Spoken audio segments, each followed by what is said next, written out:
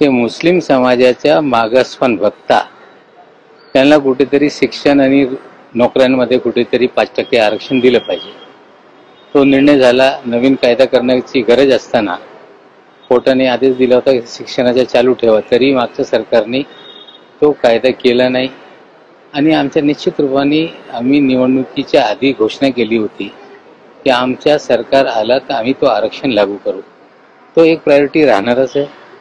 त्याचबरोबर शैक्षणिक, विशेषकर मुस्लिम समाजाच्या शैक्षणिक हे दूर करण्यासाठी निश्चित रूपाने विविध कार्यक्रम तयार करू।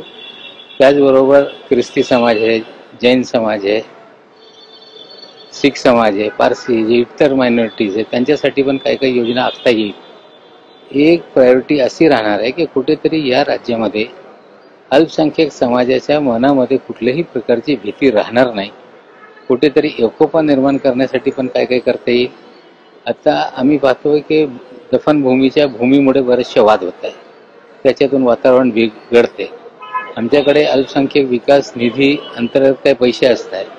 आम्ही 2004 सालापासून सांगतोय की आम्ही स्मशानभूमीच्या, दफनभूमीच्या कुठेतरी जे कंपाऊंड वाले ते कामं पूर्ण करू।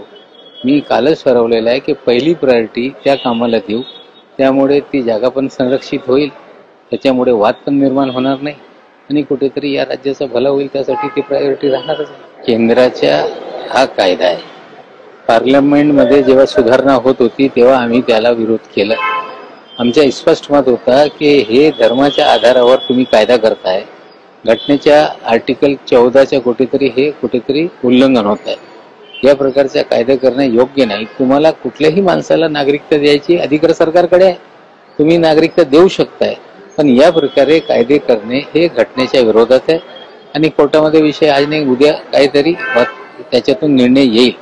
पण या सरकारने नुसता अधिकार असताना हे नागरिकत्व कायद्याच्या सुधारणा न करता पण त्यांना नागरिकता देता आली असती, पण कुठेतरी समाजामध्ये दुफळी निर्माण करून राजकीय फायदा मिळवण्यासाठी सगळे ते हालचाली सुरू